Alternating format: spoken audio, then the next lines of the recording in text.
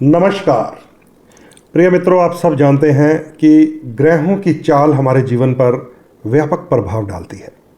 ग्रहों की चाल नकारात्मक हो जाए तो ये हमारे जीवन में भी नकारात्मक फल दे देती है।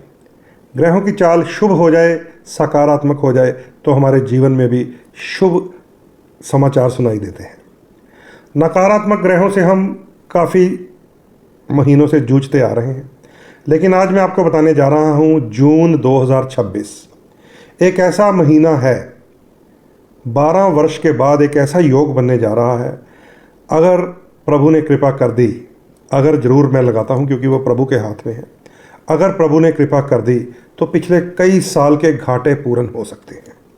क्योंकि जून के महीने में बुध और बृहस्पति दोनों मजबूत होंगे, क्योंकि बृहस्पति महाराज 2 जून को अपनी उच्च राशि कर्क में प्रवेश करने जा रहे हैं, यानी कि उच्च हो जाएंगे। और 29 मई को ही बुध महाराज भी अपनी उच्च तुल्य राशि यानी कि अपने घर मिथुन राशि में प्रवेश कर जाएंगे। और लगभग जून का महीना बुध महाराज देवगुरु बृहस्पति के साथ बिल्कुल शानदार अवस्था में रहेंगे। और सबसे अच्छी बात है कि इस महीने में बुध ना तो अस्त होंगे ना वक्री होंगे। अन्यथा जब बुध अचानक अस्त हो जाते हैं या अचानक वक्री हो जाते हैं तो बाजार पर, ट्रेडिंग पर, स्टॉक एक्सचेंज के ऊपर उसका बहुत प्रभाव आ जाता है। तो ये एक शानदार महीना है। बुध जो बुद्धि, वाणी, ट्रेडिंग, व्यापार, स्टॉक एक्सचेंज, सट्टा देने वाले ग्रह हैं। बृहस्पति जो धन के कारक हैं, शुभ आशीर्वाद देने वाले हैं, सम्मान देने वाले हैं, रुके हुए कार्य करवाने वाले हैं। ये दोनों बुध और बृहस्पति यानी कि बुद्धि और भाग्य, क्योंकि गुरु से भाग्य मिलता है, बुध से बुद्धि मिलती है। बुद्धि और भाग्य बहुत ही रेयर चांस होता है किसी के पास हो। जिसके पास भाग्य होता है वो ज़्यादा, हमने देखा है, उनके पास बुद्धि नहीं होती। और जो बेचारे बुद्धिमान होते हैं, पढ़े लिखे, पढ़ाकू, कागज़ काले करने वाले, उनका भाग्य इतना तेज नहीं होता, वो नौकरी कर रहे होते हैं। और कुछ लोग जो ज़्यादा पढ़े लिखे नहीं, बहुत भाग्यशाली होते हैं, वो उन लोगों को सैलरी दे रहे होते हैं।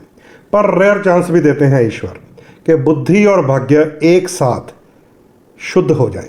तो जून का महीना है 2026 का, जब गुरु भी उच्च होंगे जो भाग्य प्रदान करेंगे, और बुध भी उच्च तुल्य मिथुन राशि में होंगे जो हमें बुद्धि प्रदान करेंगे। सारे संसार को ईश्वर कृपा करने के लिए एक ऐसा गोचर प्रदान करने जा रहे हैं। अब समस्या ये होती है कि कई बार गोचर में शुभ ग्रह आ तो जाते हैं, हम आप लोगों को बताते भी रहते हैं वीडियोस बना बनाकर, फेसबुक के माध्यम से, यूट्यूब के माध्यम से, सोशल मीडिया के माध्यम से। पर जब उनका गोचर निकल जाता है, गुजर जाता है, तब भी लोग आकर हमसे ऐसा एक शिकायत भरा प्रश्न कर देते हैं कि आपने तो कहा था जी जुलाई बहुत अच्छी जाएगी, आपने कहा था जून बहुत अच्छा जाएगा, हमारे साथ ऐसा कुछ क्यों नहीं हो रहा, आपने ऐसा क्यों बोला था। इसके लिए आपको ध्यान देना पड़ेगा अपनी जन्म पत्री के ऊपर। आपकी अपनी जन्म पत्री में बुध और बृहस्पति को देखना पड़ेगा। अगर आपकी अपनी जन्म पत्री में बुध या बृहस्पति इनमें से कोई भी नीच स्थिति में हुआ, अस्त स्थिति में हुआ, वक्री स्थिति में हुआ या श्रापित स्थिति में हुआ, श्रापित होते हैं पितृश्राप, जैसे गुरु और राहु अगर हुए तो वो गुरु चंडाल दोष वाली जन्म पत्री होगी आपकी। बुध और राहु हुए तो बुद्धि नाश जड़ दोष वाली जन्म पत्री होगी आपकी। ये आपको समझना पड़ेगा कि गोचर में ईश्वर के रंग कुछ और होते हैं, आपके जन्म समय ग्रहों की स्थिति कुछ और होती है। अगर तो आपके जन्म समय भी गुरु उच्च हुए या बुध उच्च हुए और दशा अंतरदशा भी आपको मिल गई तो ये अगला जून का महीना आपको मालो माल कर सकता है, पिछले साल के घाटे कवर कर सकता है। और आप देखेंगे बाजार में एक बूम आने की संभावना है, स्टॉक एक्सचेंज में खास करके। तो आपकी कुंडली में अगर बुध उच्च हुआ तो आप भी उस बूम से लाभ लेने के अधिकारी हो जाएंगे। आपकी कुंडली में भी बृहस्पति उच्च हुआ तो आप इस उच्च के गुरु से ऐसा आशीर्वाद प्राप्त कर जाएंगे कि आप जो चीज़ भूल बैठे थे वो भी मिल जाएगी। लेकिन अगर आपकी कुंडली में ये दोनों ग्रह नकारात्मक रूप से खराब हुए, अशुभ अवस्था में हुए, तो आपको कुछ उपायों का सहारा लेना पड़ेगा। इसलिए आप अपनी अपनी जन्मपत्री का अवलोकन अवश्य करवा लें कि आपकी कुंडली में देवगुरु बृहस्पति की क्या स्थिति है, आपकी कुंडली में बुध की क्या स्थिति है। और कई बार यह भी हो सकता है कि दोनों ग्रह आपकी कुंडली में शुभ हों, लेकिन दशा शनि की हो, दशा राहु की हो, दशा केतु की हो, दशा मंगल की हो, इन दोनों में से किसी की दशा ही ना हो, तो भी उपाय के माध्यम से, प्रार्थना के माध्यम से, हवन यज्ञ के माध्यम से ईश्वर को अरदास की जाती है कि प्रभु सारी दुनिया को देने लगे हो, मेरे ऊपर राहु की दशा, तो मेरे ऊपर भी कृपा कर दो। तो वो भी उपाय के माध्यम से किया जाता है। आपको देखना पड़ेगा कि क्या आपकी कुंडली में बुध या बृहस्पति की दशा है, नहीं है तो भी उपाय आपको सुझा सकते हैं। आपको देखना पड़ेगा आपकी कुंडली में बुध या बृहस्पति अस्त या नीच या वक्री या खराब तो नहीं है, या राहु केतु से श्राप में तो नहीं है, तो भी आपको उपाय के माध्यम से ही कुछ ना कुछ शुभ फल दिए जा सकते हैं। उपाय के लिए मैं 2 दिन प्रमुख प्रयोग करता हूं, आप सब जानते हैं जो पिछले 25 साल से मेरे साथ जुड़े हुए हैं। एक है अमावस्या और एक है पूर्णिमा।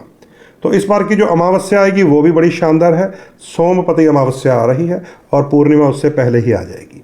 तो अमावस्या और पूर्णिमा वाले दिन हम इन सारी स्थितियों के उपाय करेंगे। अगर कुंडलियों में ग्रह नकारात्मक हुए या उन शुभ ग्रहों की दशा ही ना हुई, तो इसके लिए आप लोग अपनी अपनी जन्म पत्रिका अवलोकन अवश्य करवाते रहें। मैं हमेशा अपना आपको मोबाइल नंबर अवश्य देता हूं, पर यह भी रिक्वेस्ट करता हूं उसके ऊपर सीधी कॉलिंग मत कीजिए, वो ऑफ होता है उसका रिंगर। उस पर आपको व्हाट्सएप मैसेज करना है जिसमें आपको अपना नाम, बर्थ डिटेल और छोटा सा वॉइस मैसेज बना दीजिए अगर टाइप नहीं करना। बहुत सारे लोग उस पर कॉल करते रहते हैं, फिर मुझे शिकायत करते हैं हमारा फ़ोन नहीं उठाया आपने। तो फ़ोन की रिंग ही ऑफ होती है दोस्तों, वो मेरा कसूर नहीं है, क्योंकि मैं उसको अगर ऑन कर दूंगा तो मैं उलझा रहूँगा। इतनी ज़्यादा कॉलिंग आपके प्यार के रूप में मुझे मिलती है। तो प्यार तो आपका मिलता रहे, पर प्रयास कीजिए मैसेज के रूप में आप मुझसे संपर्क करें, ताकि फिर मैं आपको मैसेज में ही वापस रिप्लाई देता हूं। जब आपका और मेरा तालमेल बन जाता है तब फिर हमारी आपस में बातचीत होती है। तो नंबर नोट कर लीजिए, 9872065786, वही पुराना नंबर है जो आप मुझे 15-20 साल पहले टीवी चैनल्स पर देखते थे। वही नंबर आज फिर आपको बता रहा हूं, अब वो सोशल मीडिया में है, 9872065786। गुजारिश यही है, प्रार्थना यही है, इस नंबर पे केवल व्हाट्सएप मैसेज करें, सीधी कॉल शायद मैं ना ले पाऊँ।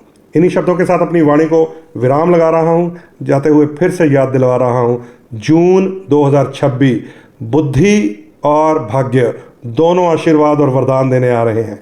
अब आपको मिलेगा या नहीं मिलेगा, आपकी कुंडली बताएगी। नमस्कार।